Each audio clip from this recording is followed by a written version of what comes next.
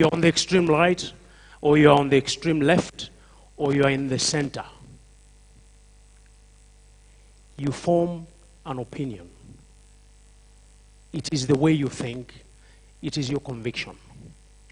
It is your mindset.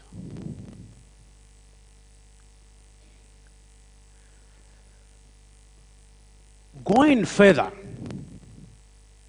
is to then say, what are the examples of mindset? First, a fixed mindset. A fixed mindset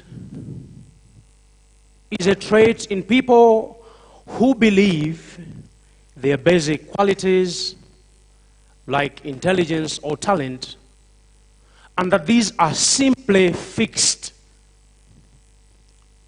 They will spend their time documenting their intelligence or talent instead of developing. Go back to the topic.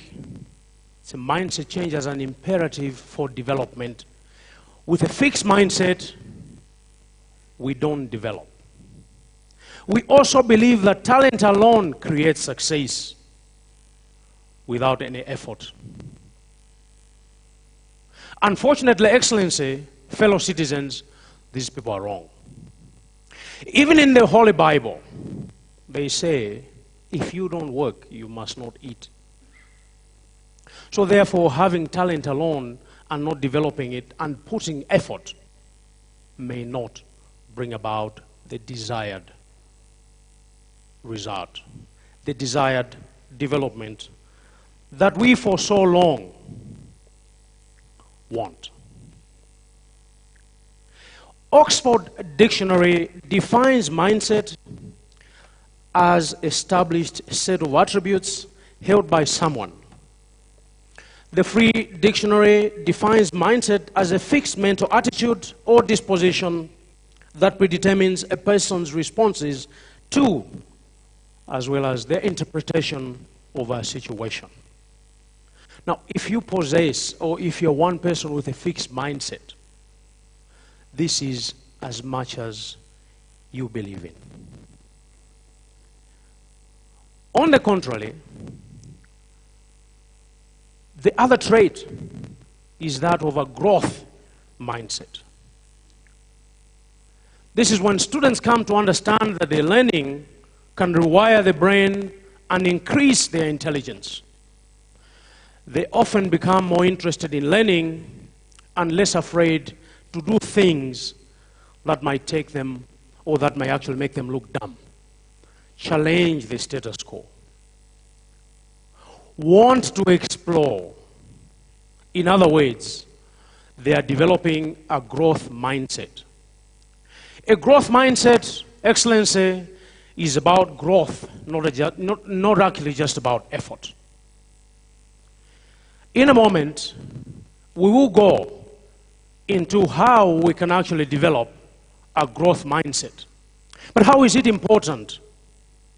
Having a growth mindset, the belief that you're in control of your own ability and can learn and improve, is the key to success. Yes, hard work, effort, persistence are all important, but not as important as having the underlying belief that you're in control of your own destiny. It is the belief, it is the conviction that we possess more, we can do more, we can conquer, we can achieve. This is the attitude. This is the mindset that we want to possess. It is a progressive mindset, the attitude of winners, the attitude of successful nations. And the question therefore becomes, how do we develop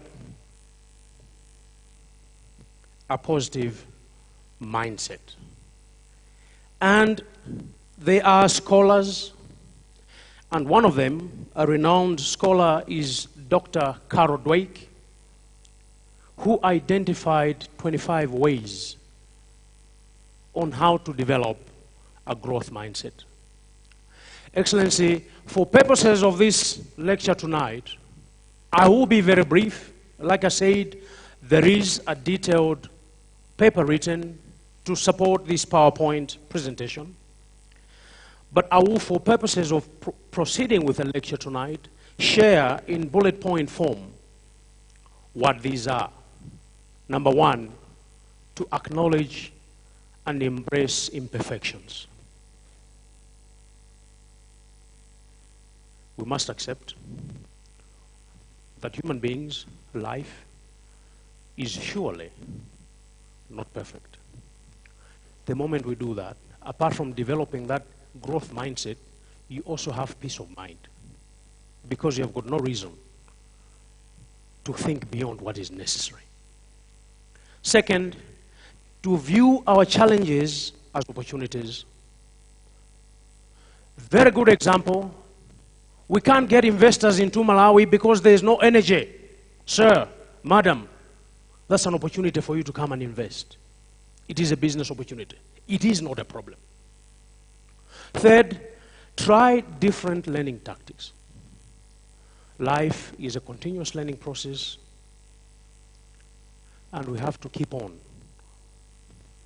We can't say we have learned enough. Number four, follow the research on brain plasticity.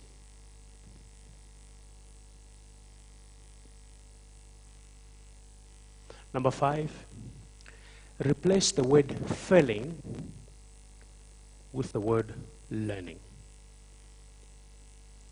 6, stop seeking approval.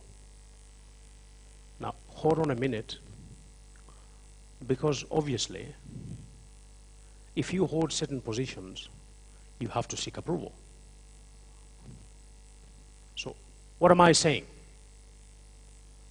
You have to go and say, Excellency, we think that this is the right way to go, and this is my reasoning. And the President will agree with you. The Honorable Minister will agree with you. The President of your party will agree with you. The Chief Executive in your organization is going to agree with you. The Director General in your organization will agree with you. You have not actually gone to seek any approval. You have gone there to make your case. 7 is to value the process over the end result. Set systems that today we are here, we are not here, things will work. Cultivate a sense of purpose. Why do we live? Why do we go to work? Why do I go to school? A purpose for everything that we are doing. Celebrate growth with others. Zimenezo zisatikuze, no, celebrate with them. They have achieved something. Emphasize growth over speed. Yes. Mukuchedwa kutero inde, but let's follow due process. Yotuvula imadutsa chisa amatero pachichewa.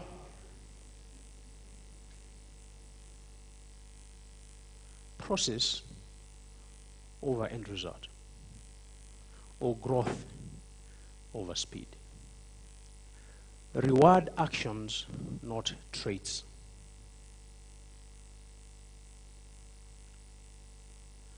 I'm here to deliver a lecture. It is not a KPI that I agreed with His Excellency. So you can say, oh, he did a very good lecture. Oh, for goodness sake, this has got nothing to do with the Ministry of Economic Planning. Redefine the word genius. There are so many geniuses here, deserved, others undeserved. Let's portray criticism as a positive.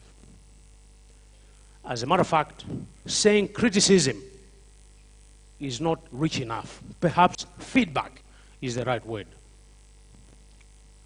Others will say, in life, if you don't get feedback, it is like flying an aircraft without a radar.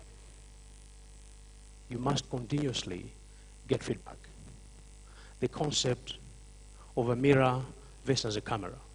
A mirror is where you stand in front and you look at yourself, wow, and very well dressed, and very well shaven. But the cameras are the people that will give you the feedback. Sir, there is something behind your back. You didn't see that with your mirror. It is those cameras. And therefore, when they give that feedback, don't say mukusirira mulibe anu. No, appreciate that mwanditandiza kuti ndioneke bwino wa smart pagulu pano. Disassociate improvement from failure. We should provide regular opportunities for reflection. We should place effort before talent. We should highlight the relationship between learning and brain training. There are people in this country that are qualified but not educated.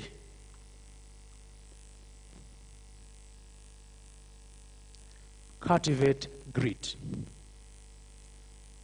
And this evening, I would like to believe Excellency and all distinguished ladies and gentlemen in this room,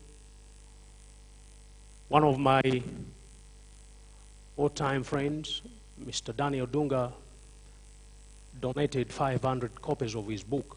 It's called The Grit. And it's basically the underlying, the spirit of it is about never giving up. Abandon image, use the word yet. Marepera, not yet. Osati talepera, no, yet. Learn from other people's mistakes.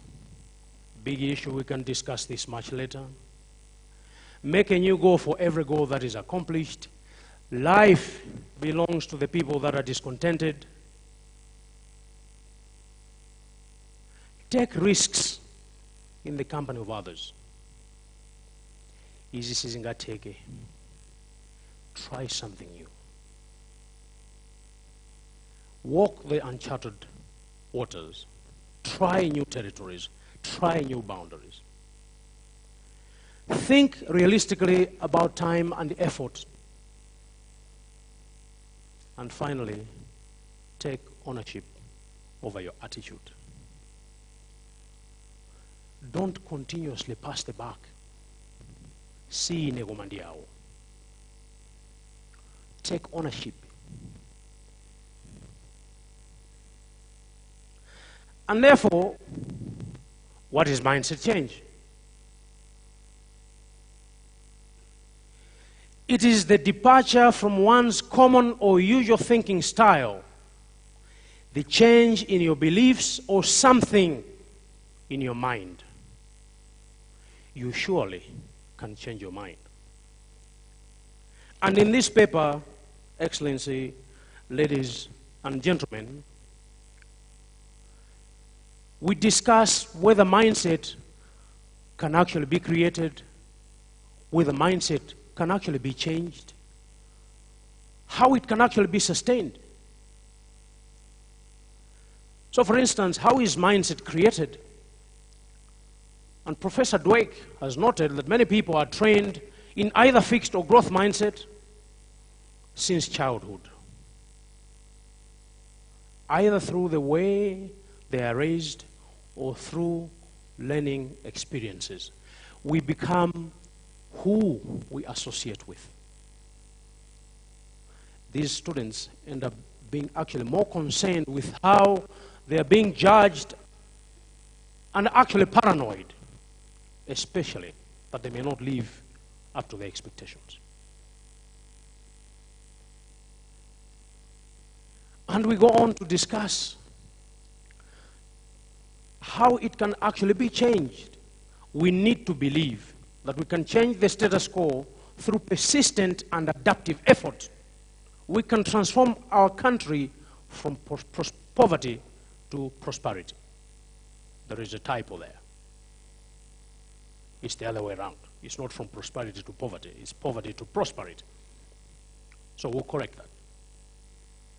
But we will only do that if we believe it can be done.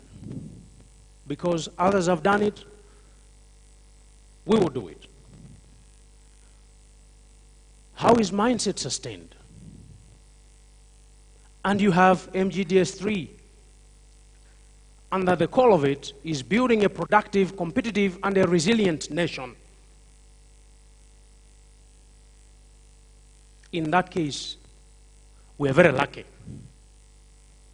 At least we have a very clear vision. But the question remains, how do we realize and sustain this vision? An example of a mindset is that of the people of Israel. In the book of Genesis, chapter 12, verse 2, he said to them, I will make you into a great nation. I will bless you and make you famous, and you'll be a blessing to others. But it is the belief that is much more important. And that's what has driven that nation.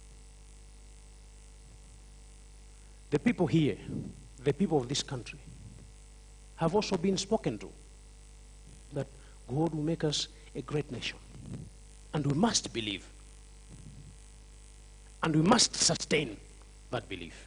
So that is what must be our mindset. What are the friends of a positive mindset? And as I said it before, you become what you associate with. If you want to become a good footballer, you will not spend time with people that play bow. Nothing wrong with bow. Or nothing wrong with golf, as an example. But you can't become a good footballer by playing basketball. It's not going to happen. So as we go, the gist there is, let's associate with people that have got that positive mindset. Successful people. Even back in school days. If you want to be good at math, you spend time with people that were good at math. Not people that were good in English or French. So the point here is, let's associate, let's create models, role models as we grow. Who like or dislike change? And why will they dislike the change? Obviously, first is insecurity. But guess what? The only constant in life is the change that we fear.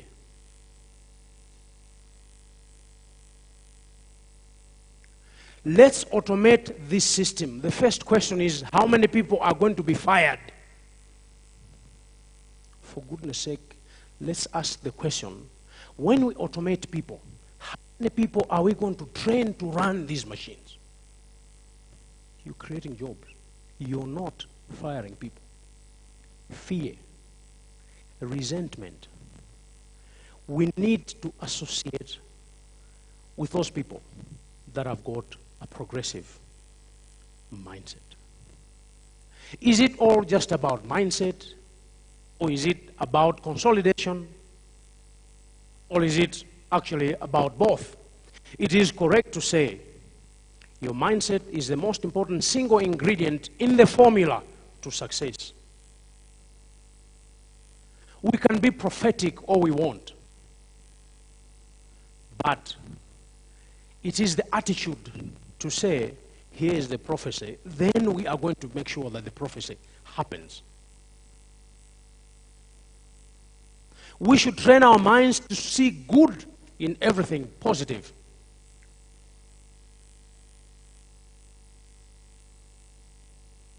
And therefore, like I say, literature, that review is there for all to see.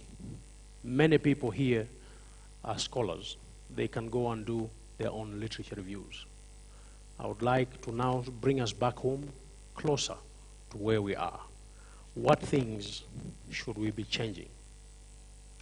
At this point, I'll be talking about what I think are the common issues in our country that if we don't pay attention to, perhaps one day, and I have said this many times, one day we should agree to delete the word development from our discussions. Because unless we change the way we think, unless we change our attitude towards success, we perhaps will not be achieving very much. However, the reason is not to be here standing and be a prophet of doom. It is actually to challenge all of us to rise up and think different than we have done hitherto. The change we talk about, the transformation we talk about, the reforms we talk about, the development we want will not fall from heaven. It is going to be done by the people that are here, the people that are listening, the people that are watching, the people that Q Malewezi was talking about. And those people are the people of Malawi. We need to move away from this mindset where everything that we see, what we think is good, is foreign. A healthy dog is galwa chizungu. As if you can't have a healthy Malawian dog. A tasty chicken is ngugu ya chizungu. Drinking juice, amakala moyo wa chizungu. We need to free ourselves from that bondage. We can do good things and others can copy. And we should move away from this attitude of undermining ourselves, undermining what we're capable of doing. As a people, as a nation. So, just a few. Some of them will be controversial, but guess what? This is a discussion. Number one, obsession with trivia. So different WhatsApp groups. When you post a cartoon, immediately, maybe 50 comments will follow. Moto uribu.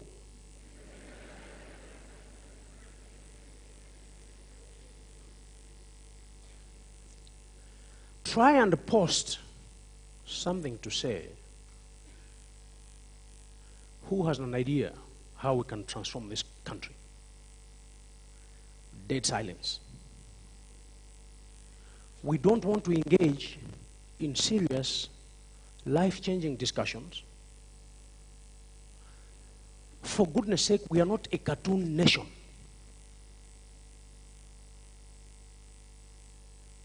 You see, even comedians are paid for it. Don't be a comedian for free. Others get money for it. So if you want to be a comedian, do it properly and get money for it. So this attitude, our obsession with trivia,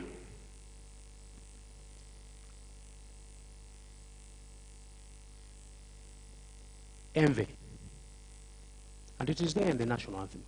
Hunger, disease, envy.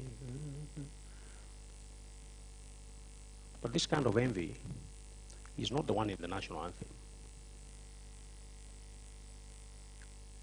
It is a result of, in some cases, sheer pettiness.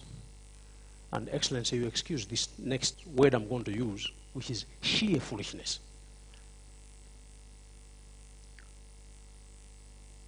So and so has lost their job. Eheza kalabu no difanane.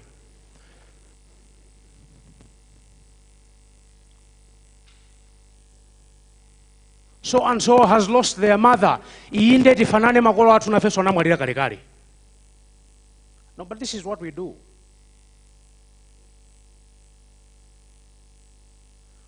We need to move on. We need to unlearn what we have done in the past. We really must move on. Opportunistic tendencies. No apologies for the words used. People are paraded on TV to defend, and I'm talking about the TV in this country, to defend silly things. And they actually get paid for it. So they will do it with this regime. After that regime, they will do it with the next regime, and they will try and do it with another regime. The goodness is, you probably have a wrong dial now. not with the president that I know.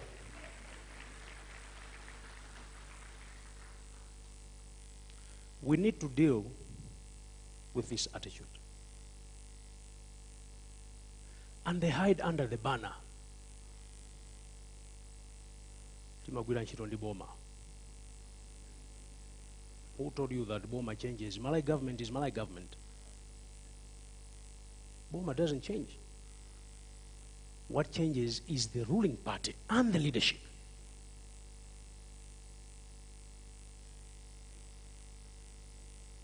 And then there is this whole business around man-made crisis, you know, the creation of panic. Your Excellency, mukangopanda panga chakuti lerolo pofika mawa ndi kuti basi. Inuyo anthu anena kuti ndi kuti president aya basi. But this is what we do. And I'm using the president as an example. It applies to me. It applies to, we are all leaders in here. There are traditional leaders here. There are faith leaders here. There are business captains here.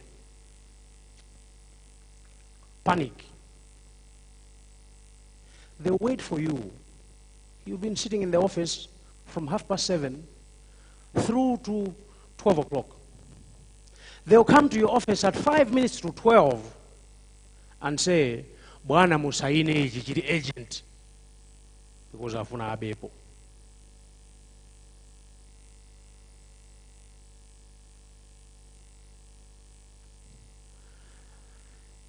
The argumentum ad hominem fallacy. The obsession with individuals and not what they say or preach.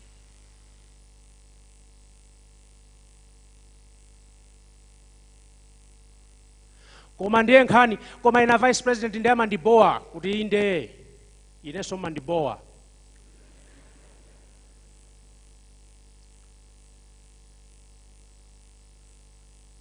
Can we learn to isolate the person from what they're saying? You could be losing an opportunity to move your own life, to change your own life, to move this country forward.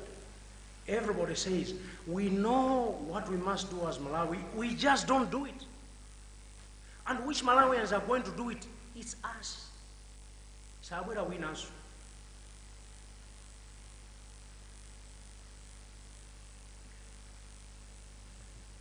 Mediocre and absent leadership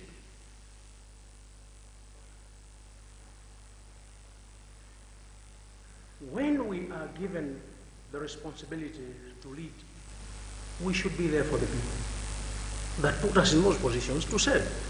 It doesn't matter at which position. Unfortunately, in this country, all of a sudden, the president, the vice president, ministers, MPs, councillors, chiefs must pay school fees, must provide everything for people.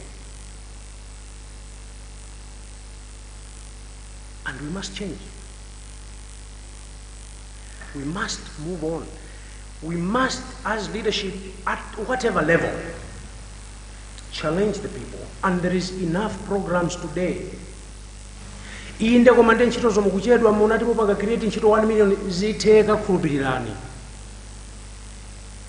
4 months of this administration as led by Dr. Chakwera, 2 months you can write off. July and August, COVID, almost zero activity. Activity has started now.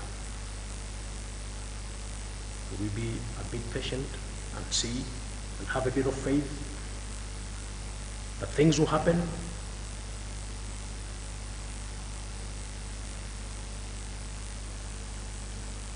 Adoration, or the way we worship our leaders. Pachipanda ino bwezitiri ndani. But we all know that it is God who created us. We thank God we have a great president. That's what we should do. Yes, and thank the president when he has done good things. Thank your chief. Thank the ministers when they have done good things. Thank your party presidents and your other leaders when they do great things. Adoration is something different. We need to move away. I have said it. I am vice president today. I will leave.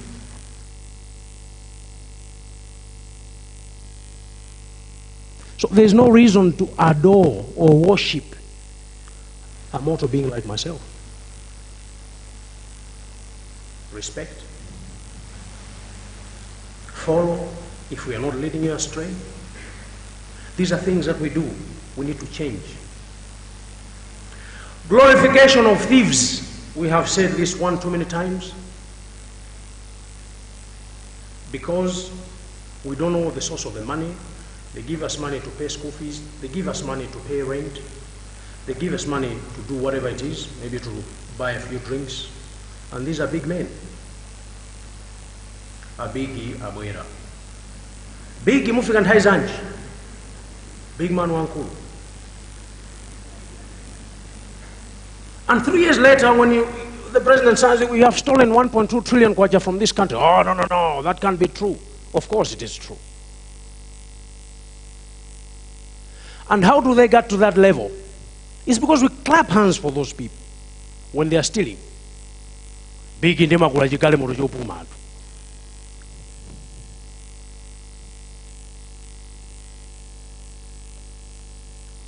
Politics of stupidity. In this country, we embraced democracy, and since then, ascending to political leadership is a competitive process. Candidates and political parties campaign to get into power and lead. I emphasize lead.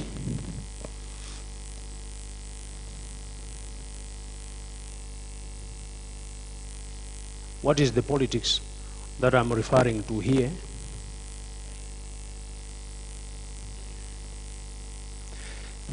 So I'll give an example. The obsession with the 2025 elections. As if you know, number one, that in 2025 you'll still be alive.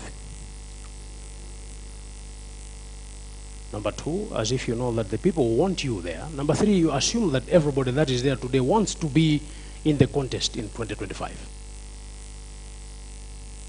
As a result, everything, almost on a daily basis, focuses on 2025. We shouldn't do that.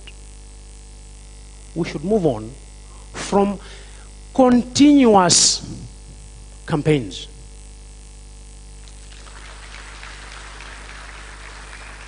Save the people.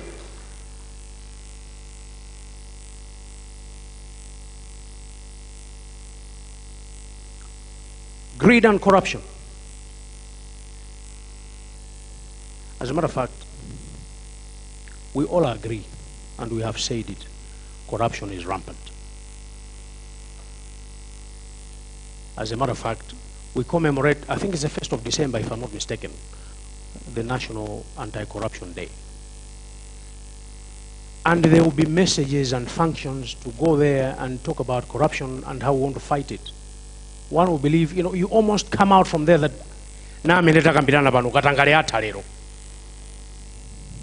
but no.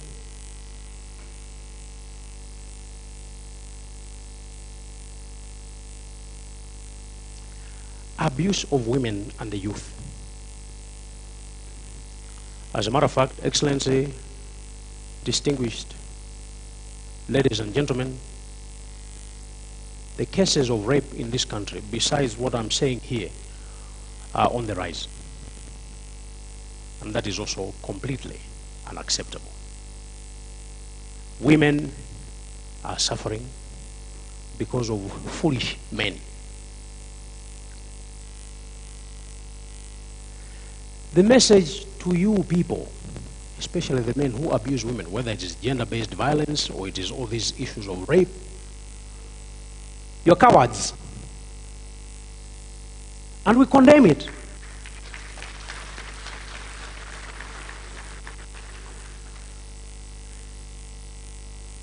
Tamaye sani kumenya nandazi bambwanzanu.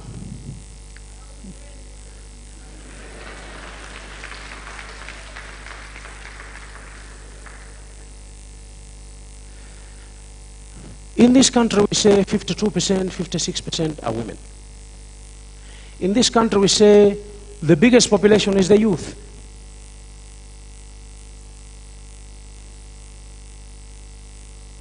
Are we doing the right things? Should the women, should the youth of this country be what we see today?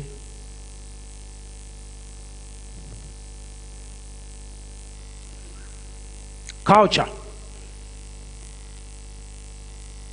There are some cultural practices that have also contributed to issues we're complaining about today. So gender-based violence, including on wedding days.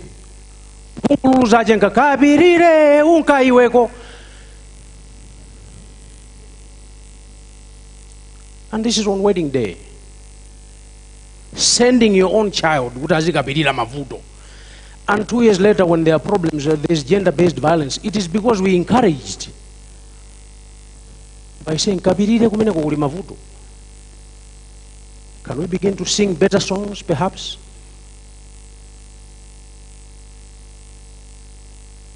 The entitlement disorder.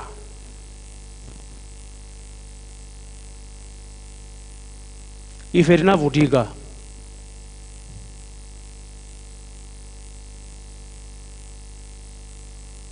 patience, faith.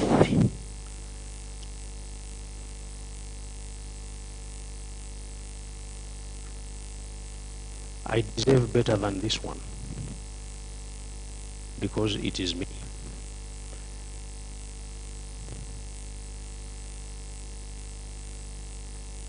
The rules of origin. Oyo si watu sitingampa senchito hii.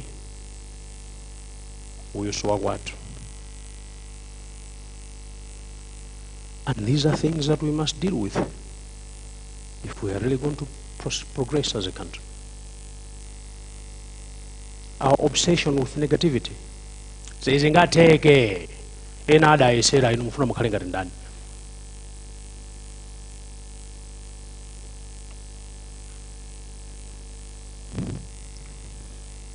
Getting to the end, the Stockholm syndrome we suffer as a people. This is a condition which causes hostages to develop a psychological alliance with their captors. And kupanga no oppressing kumaombera so manja, so that they can oppress you with distinction.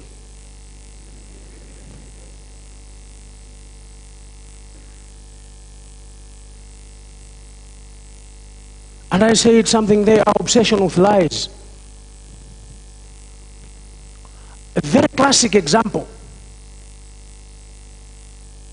And I know it's sensitive, but that would be perhaps the best to use. You have somebody sick for many months, and we don't even care to visit them. The day they die, it is a political show. We are nali watu, we are nali watu.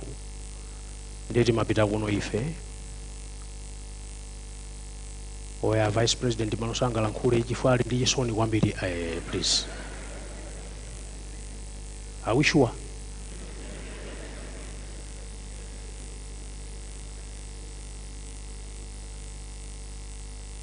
This person has been sick for many weeks, many months, many years. I didn't even care to go and see them. Sikula maliro nde oya ndi chisoni kwambiri akuti sangati ndi kulankhula komwe. Are we sure?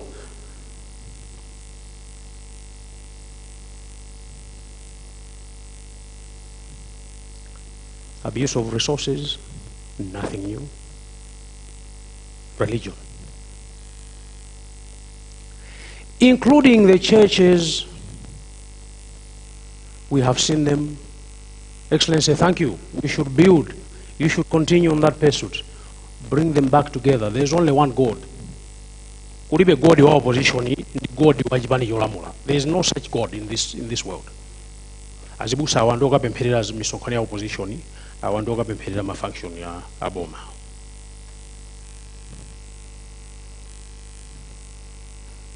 We should move.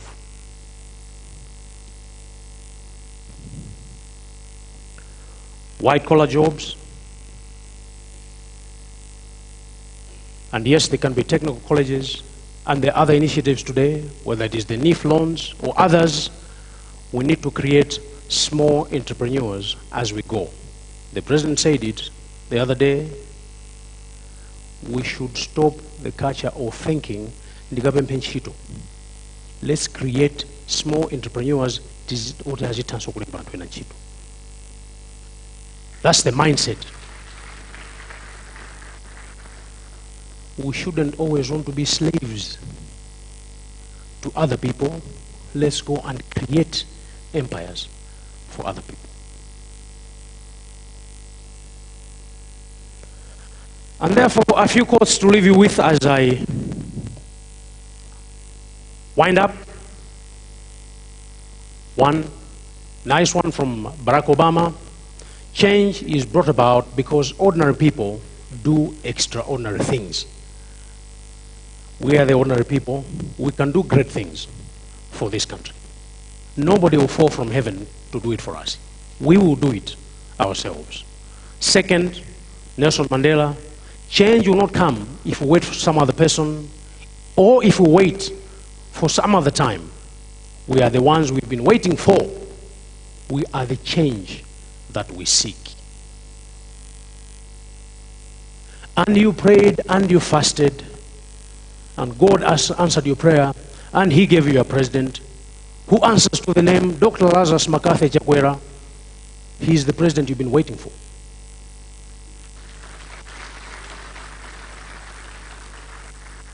And support the president.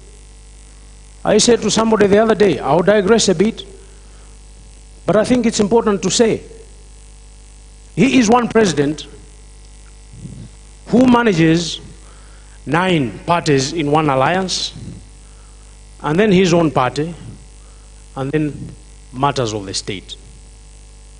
Search the continent of Africa and the world to find another who is in a similar situation.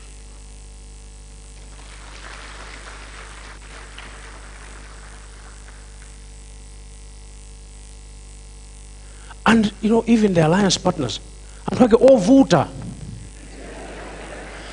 When also voter ndinendeka basi.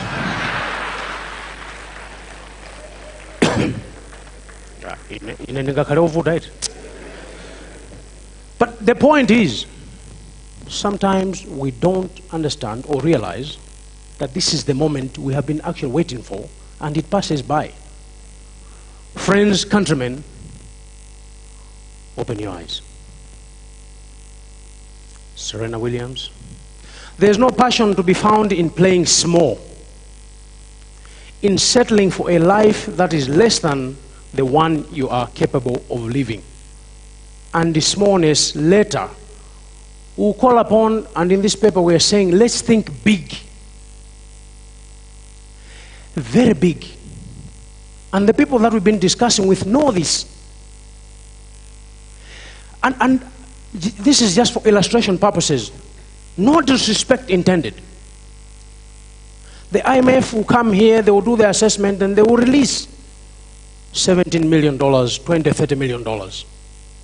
Lo and behold, it will be a celebration on NBC for a 4-week. IMF $30 million. You know, I mean, $30 million. Can you even buy Cristiano Ronaldo with $30 million? We need to think big. So engage with the IMF. We need to discuss and borrow serious money. That when you take that money and you put into a project, you say, not $11 million is pocket change for people. I don't have it, others do. We think very small and we get contented with very small things. We need to think real big. Big projects in billions of dollars. I say Zitega this time around.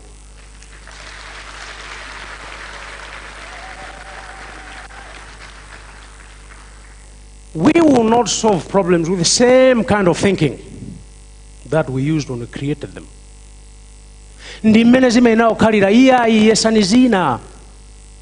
Try something new. Let's challenge the status quo. There will be no other group of Malawians that will come to run this country for us. They are here. You are here. The ones who are watching and listening, it's us. These are the Malawians who will transform this country. There won't be another state. We are not in transit, by the way. This is our God-given land. We are not in transit. If anyone is in transit, goodbye. We'll see you, next time. But at least I am not. The president is not. We are here. We are home. The ministers are there. They are home. I see the honorable lady, the speaker, right honorable the speaker here. We are home. Justice Kamanga is here. We are home. I see the chiefs, Inkosiyama Kosimberwa, Inkosiyama Kosigoman, they're there. We are home. We are not in transit. It is us. Let's change how we think. Adam Smith, the real tragedy of the poor is the poverty of their aspirations. Thinking small. And there's nothing wrong with starting small and growing, yes. But a national development agenda must reflect our aspirations. That's why today I like it. Let honorable ministers, let PSs do what they're supposed to be doing. You really think, a president is 2 kilometers. Are we serious? 2 kilometers of a road. Then you have got, as a matter of fact, think about it. So you have the president, and I must be there, because if I don't go there, people will start asking questions. Then ministers must be there. Then you have got the Defense Force Commander, Inspector General of Police, the head of National Intelligence, the Secretary of the President and the Cabinet, probably half of the Cabinet. If there was going to be an incident, who is going to tell the story?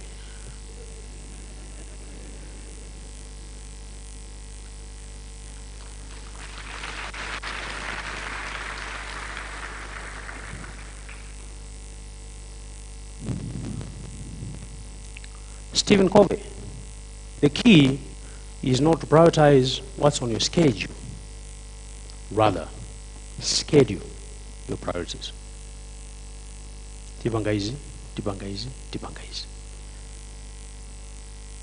So when we say, let's do these things, it's not because for want of fame, no.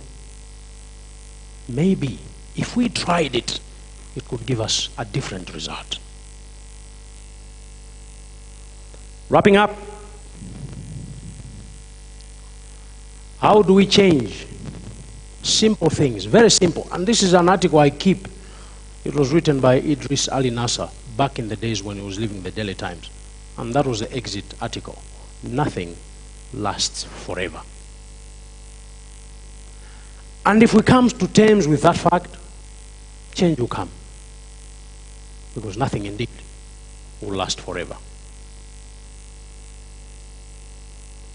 We must change our politics. The glorification, the abuse. We must show people the way. Great leaders don't tell you what to do, they actually show you how to do it. Let the leaders give them an opportunity to show you something different. Osara vice president, a president, honorable minister, pandale timatere, inde pandale pomu matero. But can we try something different? And maybe we'll get a different result. It is the human being. If we ask people in here, say, who wants to change? By show of hands, probably all of us will raise our hands. The next question is different. Who wants to change? So, when I know it. But the change is us. There is a reason when God created us, He gave us 2 ears and 1 mouth. That we must listen twice as much as we speak. There are some people who behave as if they've got 2 mouths and 1 ear.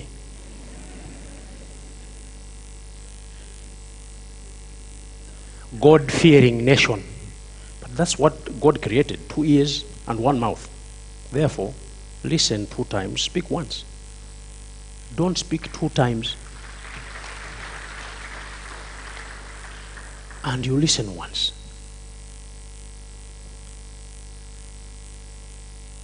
As we go on this journey, we will have to collaborate. Put every single person. That's what the president said on his inauguration day. If it wasn't for this group of people, we wouldn't be here. If it wasn't for that group of people, we wouldn't be here. If it wasn't for that person, we wouldn't be here. What was the message? Collaboration. Everybody had a role to play. I invite you, as you go back, those of you that like to read, go and research on this Ignatian pedagogical paradigm. Further, to also go and read this book by Sheikh Muhammad Rashid bin Al Maktoum. That's the ruler of Dubai. Read and learn. And indeed, for those that profess Christianity, also go and look for that book, The Leadership Lessons of Jesus. In my life, I believe if there was one great politician, it was him. Agamfusa Manfuso, amaziwa kwa yanka kwa asaduki.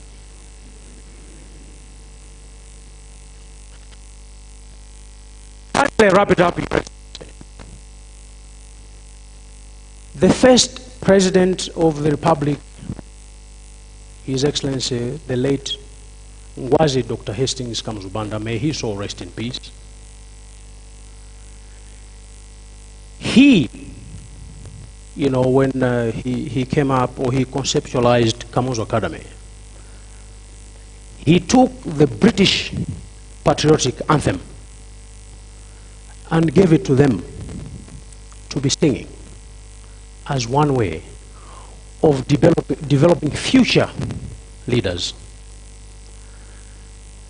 It is a vow, they sing it there as a vow to their own nation. Excellency, distinguished fellow countrymen, today, tonight, we need to make a vow. We need to make a vow to do things different. We need to make a vow to move this country forward, not by word of mouth, but by what we do. I have printed, I took the liberty to print,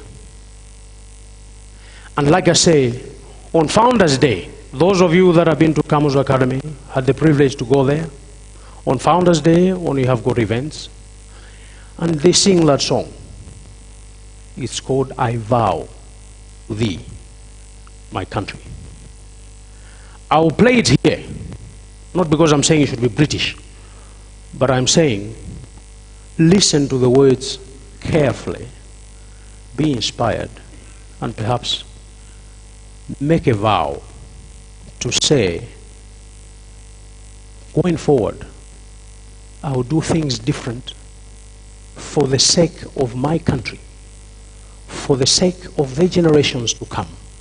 If you're a parent, if you're a leader, if you're a child, if you're a teacher, if you're a pastor, if you're a chief, if you're a sheikh, today, listen and perhaps take that vow.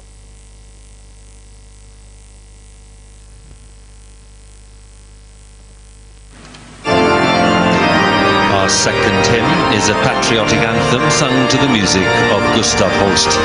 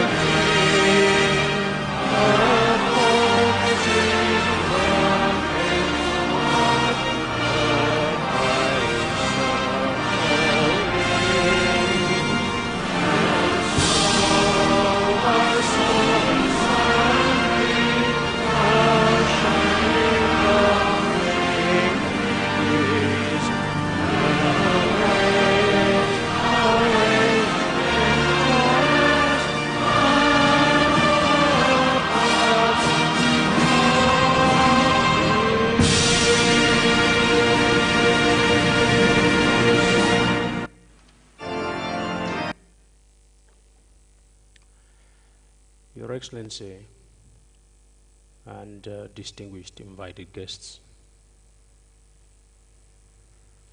we have an opportunity to change the fortunes of our country. Today, we start the debate, or we continue the debate.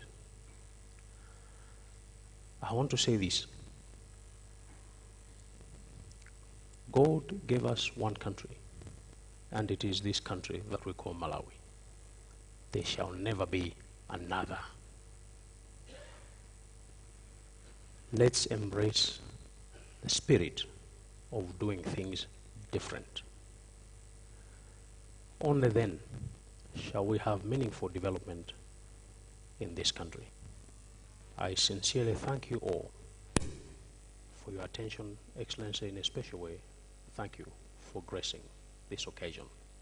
God bless.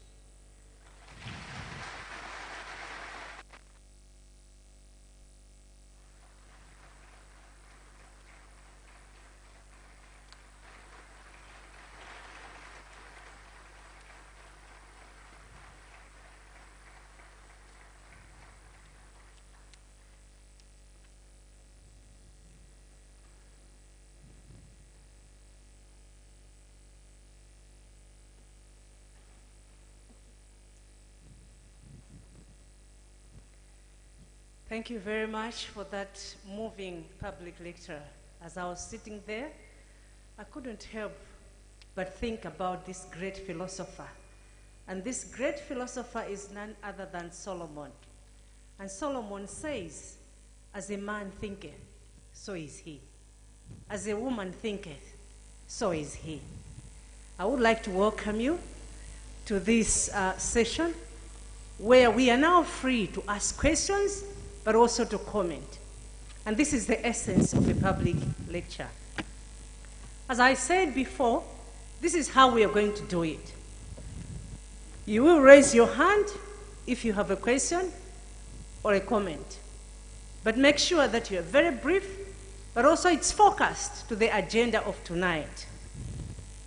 You are free to ask in English or Chichewa. We'll also take some questions, as I said, randomly from social media platforms such as Zoom, Facebook, and Twitter. But when you are sending the questions, please tell us your name. Even those of us who are here tonight, please tell us your name and also raise the question. So the floor is open for questions and comments. Please feel very free, relax, think about your question, and raise your hand. Thank you very much. I recognize a hand on the second row.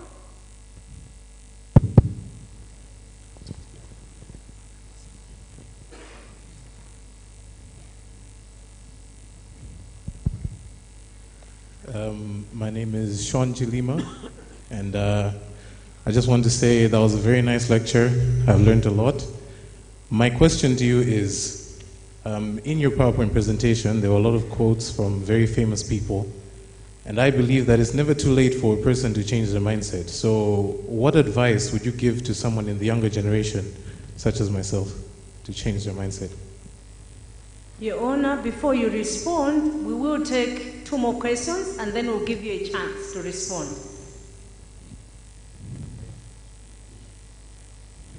Yes, there's another hand on the second row as well, to my left. Over here.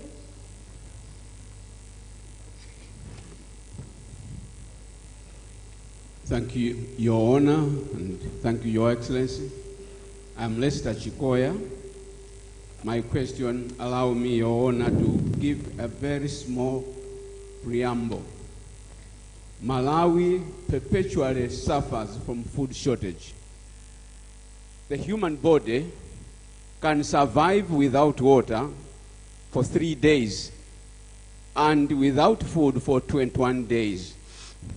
Why is it that in Malawi we have a culture of preparing food at every funeral that we have?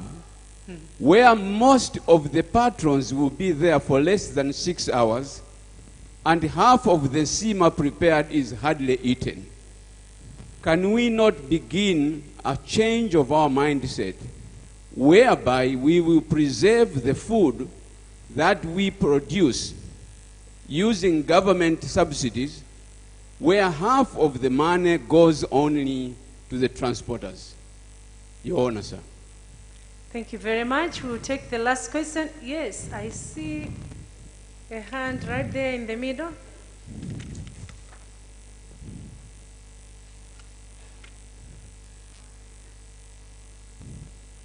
Thank you, State Vice President. This is Yamika Nicholas Kachingwe of Current Affairs Online Newsletter. I have 3 questions. Firstly is to do with our education system.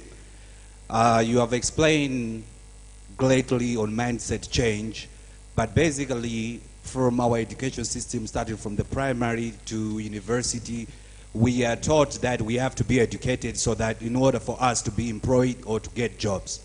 So currently we have more than thousands upon thousands of graduates roughing around with the degrees, masters, PhDs, who are just seeking or wanting to be employed. So is it possible that we can also consider our education system so that people should be taught to be self-reliant and also to be taught, to be prepared that one day they should create jobs, they should also be entrepreneurs, create different businesses or companies, not necessarily waiting to be employed? That's the first question. The second question is about companies in Malawi. We have different companies, international companies, local companies, but specifically for the foreign companies or international companies, there is a culture that most Malawians are employed as gardeners, drivers, cleaners, etc. Most of the times, the CEOs, the deputies, they are expatriates. So is it possible also to look at this issue that if it's like deputy might be foreign or CEO local or vice versa, in order for us to groom leaders, because there's a shortage of leaders, be it politics, religious, name it. The last question is about national agenda. Malawi. And that should be the last one, sir. Yes, ma'am. Malawi, since the time of Matipati, we've had Vision 2020 with the former president, His Excellency Dr. Bakri Mluzi. Then we've had Millennium Goals, etc., by the late Ngwazi Dr. Bingwa Mtalika.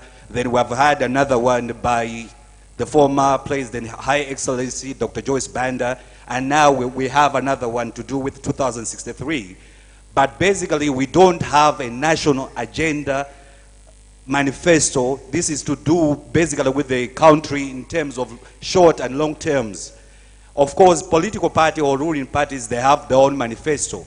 But once the elections are done, every party wants to implement its manifesto. The country is left behind because everyone abandons the previous regime's developments and they pick up theirs. So is it possible that in terms of mindset change, if we can have a full national agenda manifesto that to carry over by any government or by any ruling party to come? Thank you very much. Thank you very much for those questions. May I invite Your Honor to address those questions? Right. Thank you very much for those questions, very difficult ones. What is the advice to the young generation? In the presentation here, I said people become what they surround themselves with. And therefore, for the younger generation, the best role models should, and underline should, be their parents. Because if they weren't, then we have a problem. And therefore, as we grow in life, role models help. And this applies to both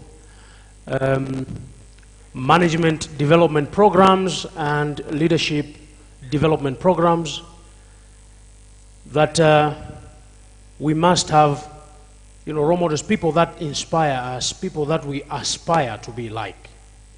So the point really is, to the younger generation, identify your role models. My advice is they must be your parents, because if they aren't, then we have a crisis. And this is why some of us, we encourage that. I mean, business people or businesses have carried on from one generation to the other because the children have learned entrepreneurship from their parents. They didn't go to school. They learned it from their own parents. They sit in the shops and they operate, you know, cash machines and issue receipts, etc. And this is how they have become businesses from one generation to the next. In our case, we have problems with people passing on from one generation to the other. Chieftaincy or kingdoms will pass from one generation to the next. And perhaps we needed to follow a similar approach with the younger generation. Like I say, parents should be the ideal, but we could also pick on somebody different that we want. Food shortage. Perhaps what you're talking about is not quite the shortage, it is wastefulness. I don't have an immediate answer because it's a very emotive topic. If you didn't provide food in some of these places, you will probably have a crisis. So maybe we should continue engaging in as far as the funerals are concerned. I have my own views, but let me keep them to myself for now. The education system, look, I think we have talked about it, and I say I'm talking about, and I encourage folks here that when statements or speeches are delivered, we should pay attention to the detail in there. There's a very famous saying that the devil is in the detail. From the President's SONA to the Minister's budget statement to so many other speeches that have been given, including on the reform side, we are saying the curriculum must change so that we shouldn't be creating white-collar jobs, we should be creating entrepreneurs. So from a very tender age, including the anti-corruption drive, starting from primary school. You know, back in the days we had civics. Today it is called social studies. It is not the same. And these are discussions that are continuing. So the point is agreed. Likewise, the issue of the expatriates, it was in the SONA, it was in last week's presidential address when he opened the Golden Peacock Hotel in Blantyre. I think what we're saying is nobody says there must be no expatriates. We need them. But you can't have expatriates to be sweeping the streets. You know, it must be for expertise that we lack in this country. So that point is settled, and I think going forward, this is going to be followed. I have heard it on more than 2 occasions. I am sure the responsible ministries are paying attention to that presidential statement. And last is the National Development Agenda. The genesis of the one now, the National Transformation 2063, is a recommendation that was made back in 2015. So let's give that process due support. The spirit is that we have a long-term development plan, and ideally all political party manifestos must speak to that national plan. The difference will be the strategy, how you want to execute, how fast you want to achieve what is committed to the people of this country. Now, the consultations have been done. I think they are doing the last wave of consultations. My recollection is that there's a proposal to launch the long-term development plan sometime in December.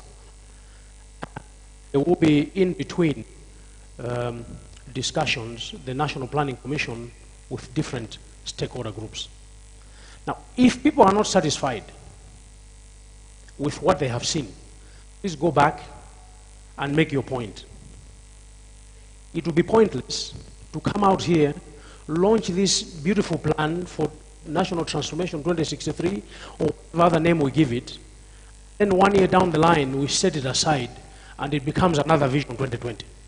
You have a beautiful document, you can't implement it for whatever reason. So the process is underway, final consultations are there, tentative launch dates, December 2020, and you are free where you are seated, sir, to engage the National Planning Commission, and indeed anybody else, because they have been going out there to consult with the people. So that's what I would say on the National Development Plan. It is in the offing. I think a month or so ago, it was right here when it was launched. This is now to launch the final document and adopt it as our Malawi blueprint for the next, whatever, 33 or 43 years to 2063. I'm ready to take the next set of questions. Thank you very much. So we are taking another round of questions, and I would like to encourage both men and women to ask questions and also give comments. I see a...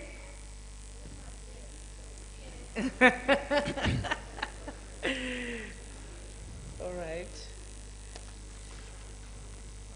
Thank you very much. Let me recognize the woman in red.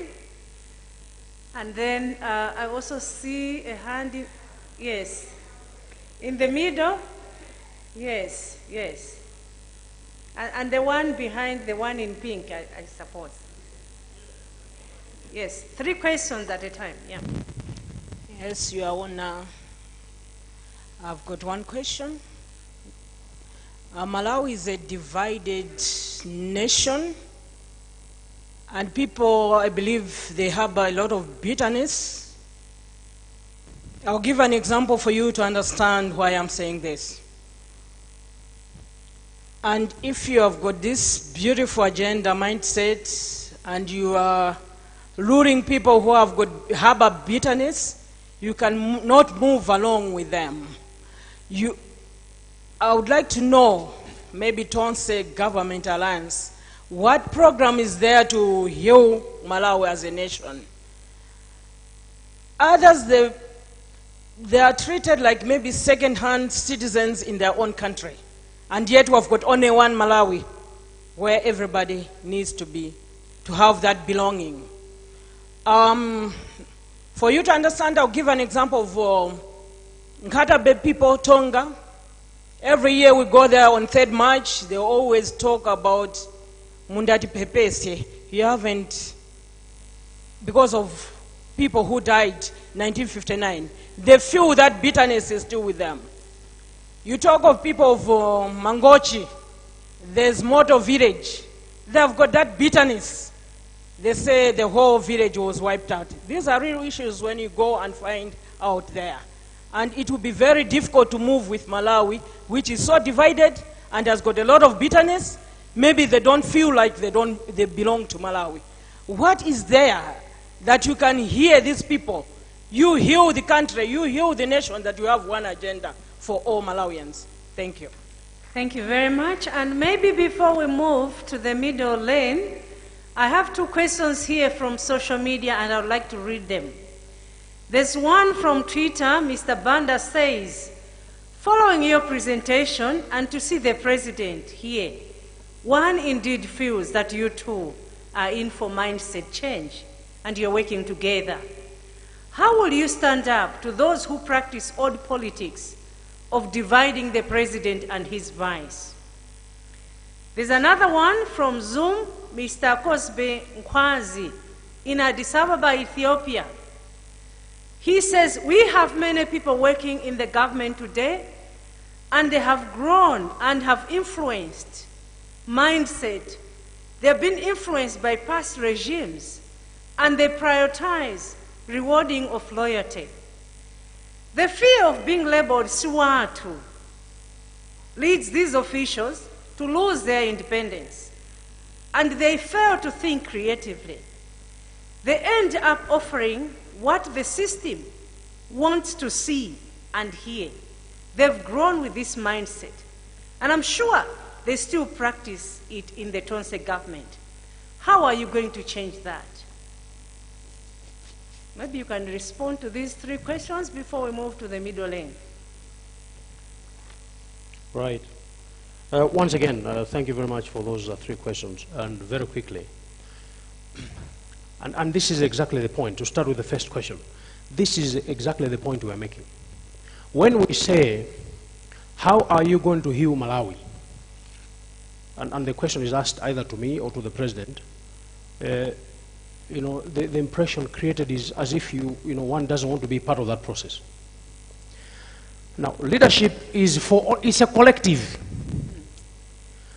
And all of us must then say, we have got this issue in Katabe. Here is the proposal we are making for us based on what we understand. We think this is how we are going to heal. Yes, there is the Ministry of Civic Education and National Unity. It is there, but even if it was, it's one minister and a team. It's not just them. It is all of us. How do we heal? So, in finding the solution, don't ask the question, how are you going to do this? How do we collectively resolve 1, 2, 3?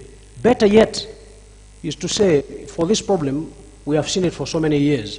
Here is what we think is a solution. We try it. If it doesn't work, we try something else. But we continue to try until we find the right solution.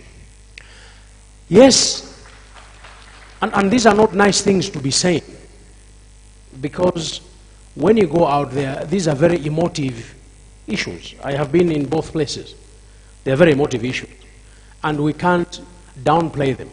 But the point I'm making is there is commitment to resolve such issues, but better yet, those that think have got better solutions, not that we don't have, but those that want to be part of the process of healing, all of us. I mean, a patient, first of all, doctors will say, we care, God heals.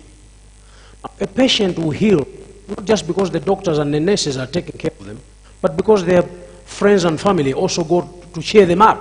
And then I've not been abandoned, I've not been condemned in this hospital, and then they get encouraged and they heal. So as we go through that healing process, I want to encourage us not to be bystanders. We should be part of the process. Yes, 1 or 2 people may lead, but all of us must be moving towards the same direction. We mustn't dissociate ourselves or detach ourselves from the process of finding a solution. Number 2, let me start with the last. Professionalism in the civil service. I think this is what we say very well. Civil servants are professionals, they are supposed to be apolitical, etc. And the success of this rests with both the civil servants and the political leadership. I said in the presentation, sometimes we say the politicians mislead the civil servants. You'll be surprised that the civil servants make suggestions. I am saying the truth. So as we aim to resolve this, address the civil servants, address the political leadership. If you address to the one side, you will not find a solution. We need to put these things together. Hence, the mindset and all these reforms that we are driving. But otherwise, we pay lip service to this and say, we are going to fix this. It won't happen. You can't cure a patient. It doesn't work. You must take the drip and put it in the patient. So here, the civil servants and the political leadership speak to them together so that we find them. And we should, we should depart from the past and move on. Please, can we try something different? You really think we can want to mislead people? Let's try something. Try something and see. Try something and see. Let's move forward. That's why we have even changed the theme of the National Planning Commission, the Agenda 2063, to say it is about wealth creation, not about poverty reduction. That's not the point. We should be wealthy people. It's different, complete different mindset.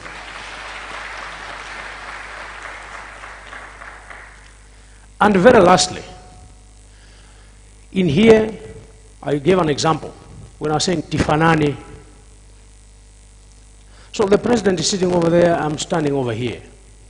And yes, indeed, as they would write, there will be people that want there to be a crack.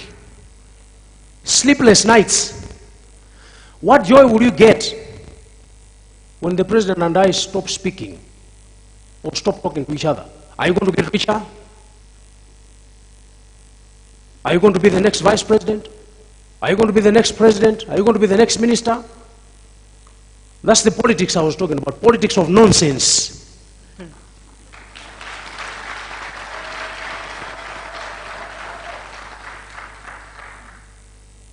And we should not entertain that nonsense. We should condemn it, admonish that kind of behavior. Because it is very draining, it is very unhealthy for everybody. Meneta kalira mujoji sizukhala bwino. Ndeti agawe anthu awanda vice president, awanda president, ineti ndi anthu. Anthu onse ndi amulungu.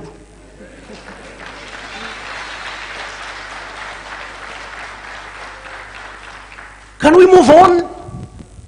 We need to move as a country. It's not about me, it's not about the president. I mean, for goodness sake, for all I'm just one vote. Fine, but it's just one vote. I've got 2 votes. So this has got to stop. I said it once, I'll continue. If I come across, I'll be saying,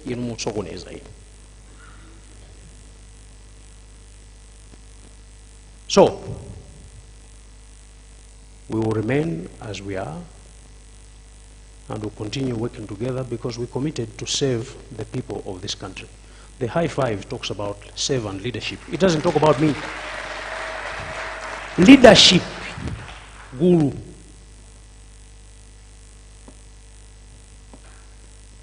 We can take the next set of questions. Thank you very much for that. I thought you were going to start preaching now.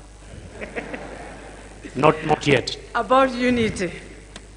We are taking the last round of questions. We'll start with the middle lane and then the lane to my right.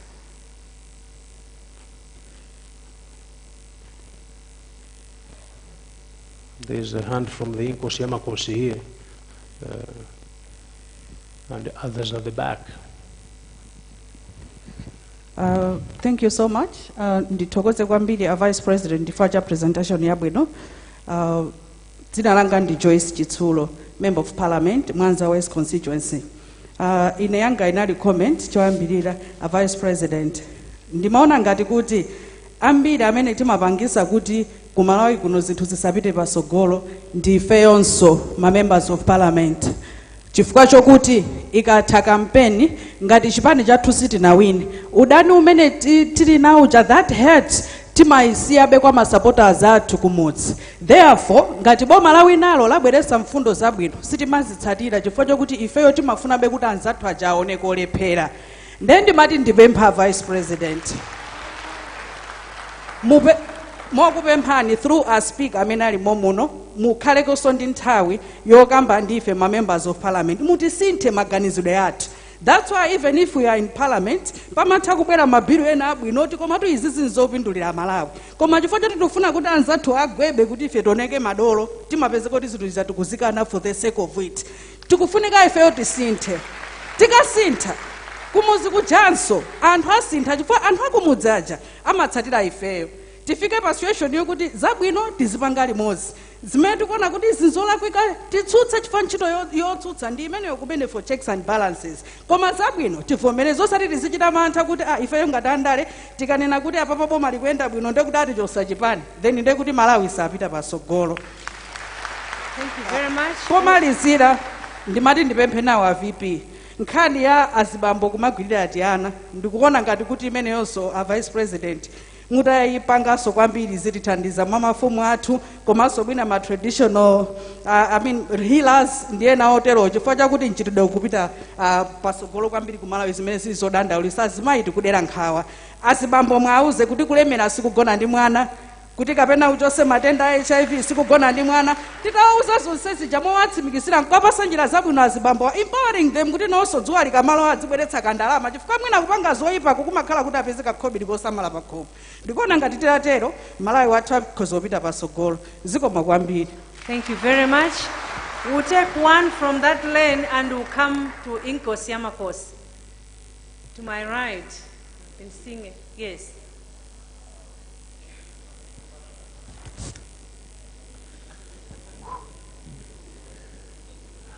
My name is Dr. Diston Chiweza from College of Medicine of the University of Malawi, but I'm not a medical doctor. I'm an information specialist and I'm in knowledge management. Honorable VP, recently the Director of Knowledge Management Strategy at Microsoft said there's a connection between mindset change and the knowledge management strategy that an institution employs. And I got interested in that, and I couldn't but think about the public service in Malawi. And I see a public service, and I'm glad that I'm talking to you because you are responsible for reform of the public service. I see a public service that doesn't have a national knowledge management strategy. As a result, there is every time there's a new person coming on the scene, they start their own new thing. You know, creating new content of new bodies, new pieces of knowledge. And there are no libraries, no formal libraries. Go to any department, there is no library. If there are some libraries, they are disjointed and unprofessional. And yet here in Malawi, we've got Mzuzu University, which has got a whole department of library and information science, people in knowledge management. What plans in your public reform would you make to make sure that you accommodate knowledge managers and instill a career path for knowledge managers in the public service? And I know that you might mention about the access to information bill. Law. Access to information law is about access to information.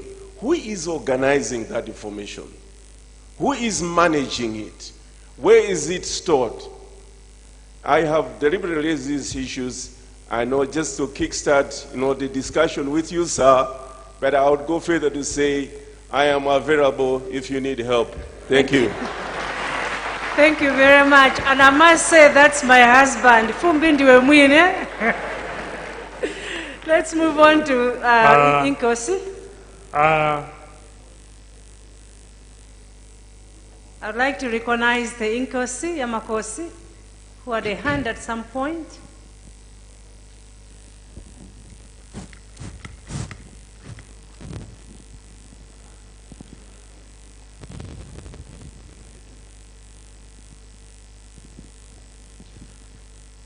Your Excellency, Your Honor, my name is Inkosi Yamakosi Mbero 5 from Zimba.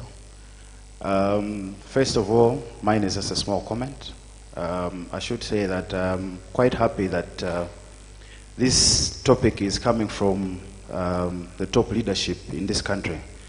It has been there, down there, and it has always been lacking the support from the top. Now that it's coming from the top, and we see that this is a new government, we are hopeful that if you continue in this direction, people should really change their minds. Having said that, I have this in mind in regards to mindset change.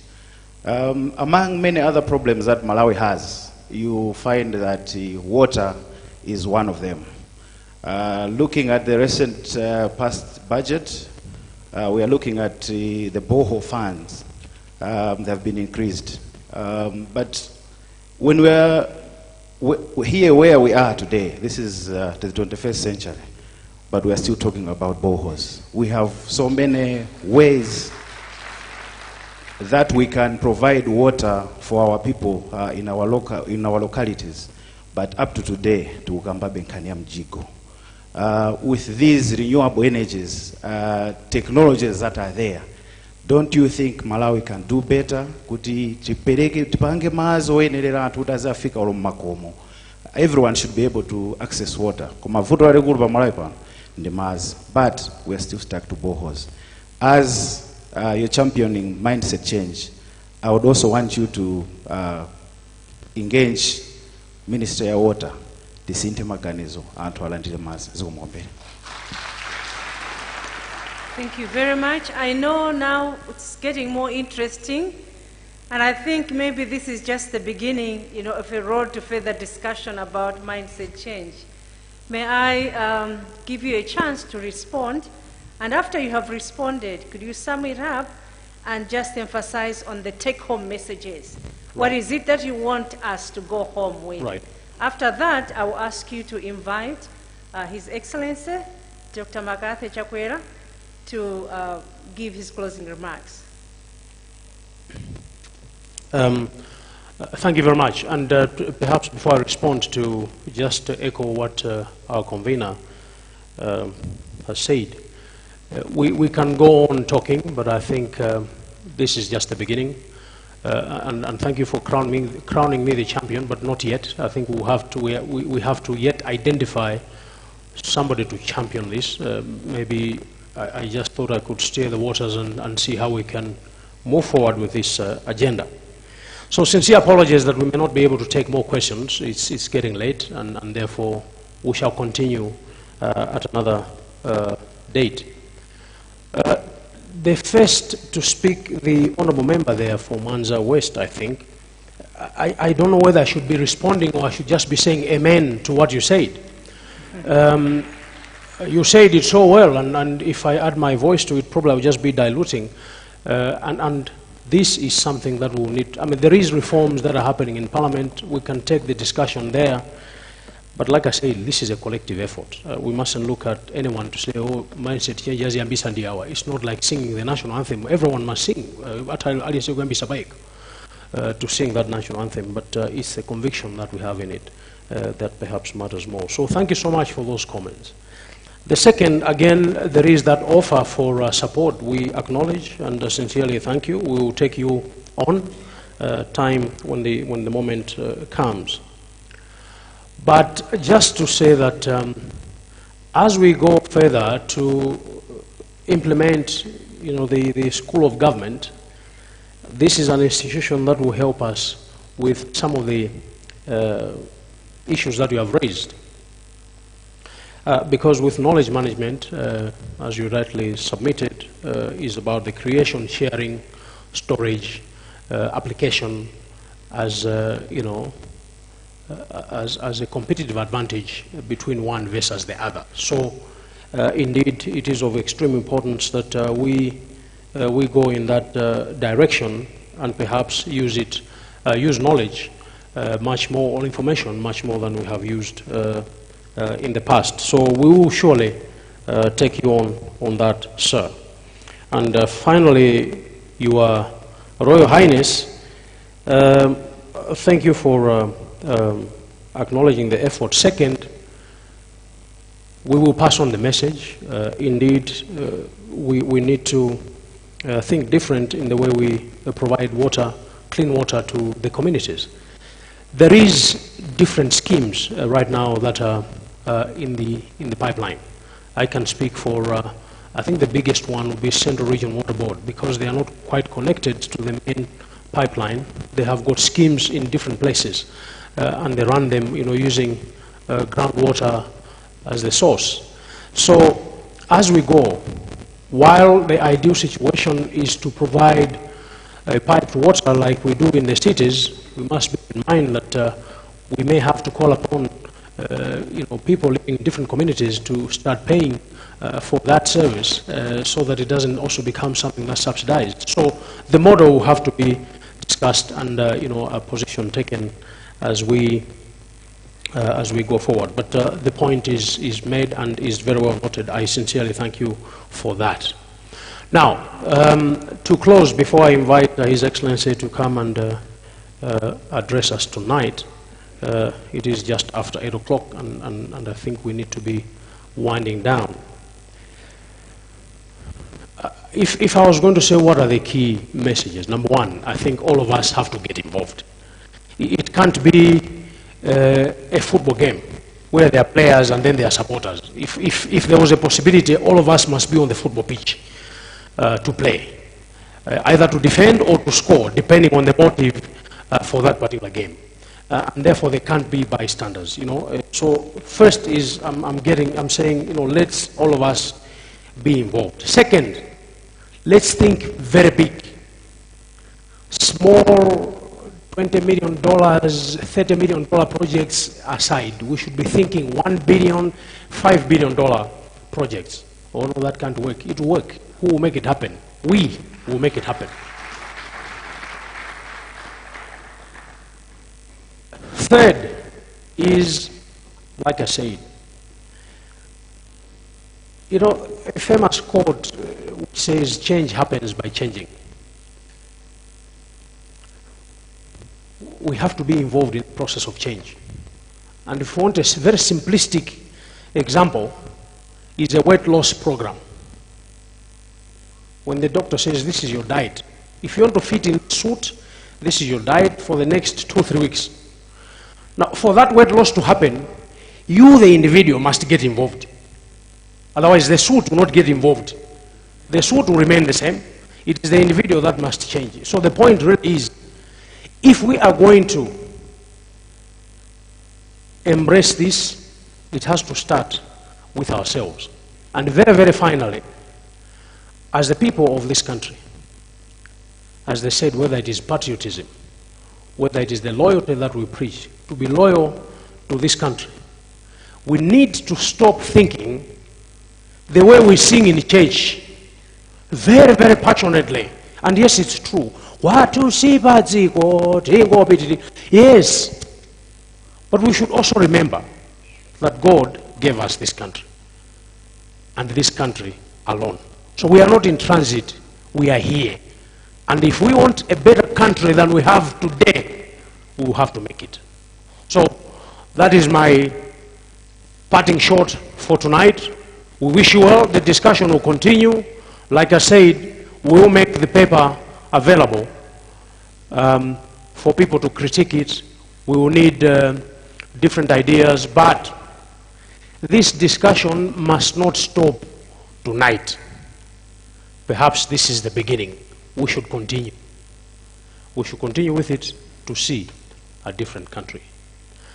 With this said, therefore, and before I invite His Excellency, let me thank everyone that was involved. First of all, a big round of applause to our convener, Dr. Chiweza from the University of Malawi, or Chancellor College.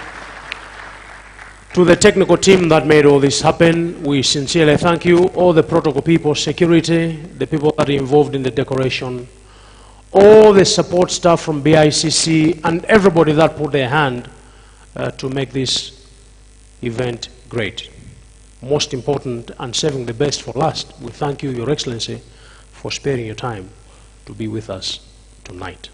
And therefore, it is my singular honor to invite Your Excellency to come and address those of us that are present here tonight, and also those that are listening to us via different platforms. Distinguished fellow countrymen, ladies and gentlemen, in a moment, the President of the Republic of Malawi, Dr. Lazarus McCarthy Chakwera. Excellency, sir.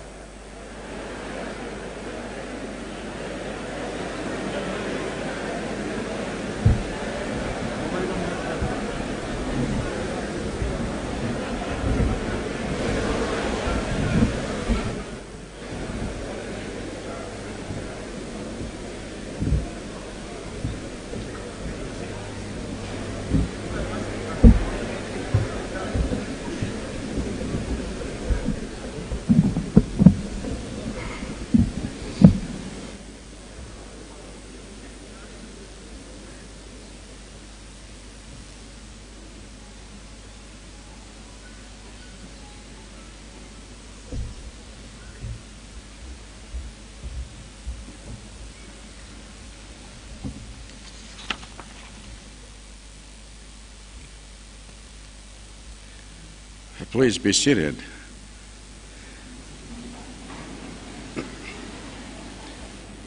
Wow.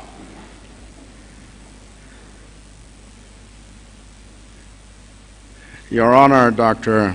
Saulos Klaus Chilima, Vice President of the Republic of Malawi, and Madam Mary Chilima, Right Honorable Catherine Kotanihara, MP, Speaker of the Malawi Parliament here present, Your Ladyship Justice Ivy Chatakamanga, Justice of Appeal, all Cabinet and Deputy Ministers here present, political leaders in the Tonse Alliance and all members of the Alliance here present, Your Excellencies, heads of mission, and all the members of the Diplomatic Corps here present, Mr. Zangazanga Jikosi, Secretary of the President and Cabinet, and all senior government officials here present, Your Worship, Juliana Kaduya, Mayor of the City of Lilongwe, and all councillors here present, paramount chiefs, and all traditional leaders here present, all the religious leaders here present,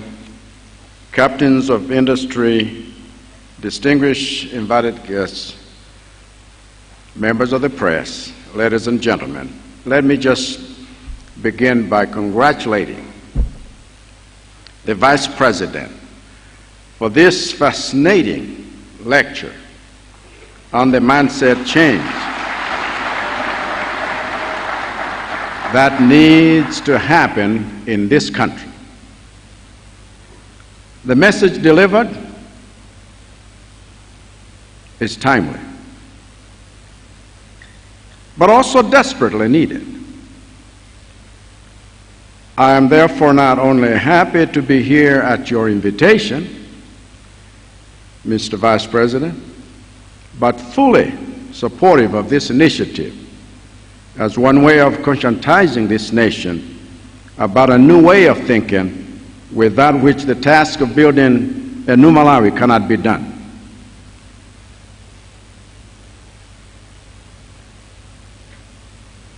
Some people may not want to exercise their minds, but years ago I learned from a